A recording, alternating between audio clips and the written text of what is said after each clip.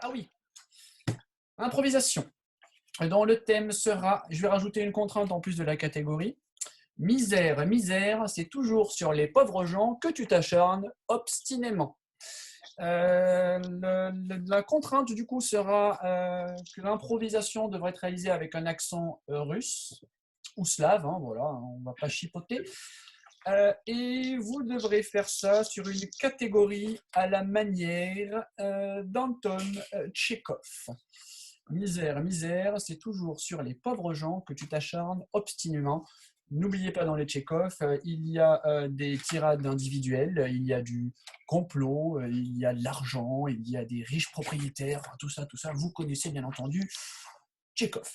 Eh bien, je vous laisse 5 secondes pour décider qui va aller sur scène. Pourrait-on rappeler le thème, s'il vous plaît, monsieur Le thème est misère, misère, c'est toujours sur les pauvres gens que tu t'acharnes obstinément. Pauvre hein, peut être pris dans les deux sens, hein, bien sûr, sens propre, sens figuré. Il n'y a pas beaucoup de pauvres au sens propre dans Tchekhov. Une aristocratie dans le déclin. Et bien, Allez, on laisse Guillaume y aller, là, il n'avait pas la voix tout à l'heure. 4, 3, 2, 1, impro pour 4 minutes. Je suis criblé de dettes. Je suis criblé de dettes. J'avais oublié la contrainte. Pas étonnant avec ta gestion nonchalante de ton petit et maigre pécule. Tu critiques mon pécule.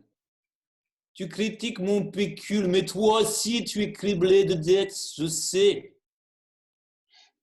Ce n'est pas tant le pécule que la gestion nonchalante qui m'éprouve une certaine critique. Tu as hérité de bien plus que moi, au moins 2000 roubles supplémentaires. Mais Dimitri Vassilievitch, la vie a-t-elle du sens si on ne joue pas un peu à la roulette, au jeu, si on ne boit pas? Tiens, prenez un peu de vodka. Tu marques un point, Alexander Rusinovitch. La vie n'aurait pas la même saveur. Eh oui, et maintenant que nous sommes dans la déchéance, nous comprenons mieux notre chance d'hier. Avoir survécu à cette terrible révolution n'est un réconfort que très relatif. Aujourd'hui la banqueroute, demain le déshonneur. Vois-tu ce temps dehors, Dimitri Vassilievitch? Je préfère rester dans ma yourte, espèce de moujik. Hors de question de sortir dans la toundra par ce temps. Tu me fais rire, Dimitri Vassilievitch, tu me fais rire. Sais-tu que ta fille est en voyage, elle revient demain de Moscou? Comment sais-tu ça, Alexander Rusinovitch? Elle revient de Moscou? Oui, elle ne supportera pas de nous voir ainsi des gens pauvres. Elle qui a connu la belle vie en Moscou. Elle a fréquenté le monde. Oui. Elle a fréquenté la haute. La haute, nous faisions partie de cette haute bourgeoisie, Alexander Rusinovitch. Et regarde-nous, criblés de dettes de jeu, des vrais outres à vodka, incapables de mettre un pied devant l'autre, plus incapables de chevaucher alors que nous étions des fiers hussards à la solde du tsar. Le lendemain, à l'arrivée d'Olga.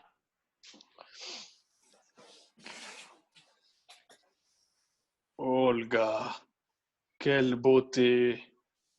Papa, toi et maman, vous m'avez manqué. Ces longues années passées à Moscou, loin de vous. Toi aussi, tu nous as manqué. On ne t'a pas dit, Olga, que ta mère était morte aussi. Maman est morte.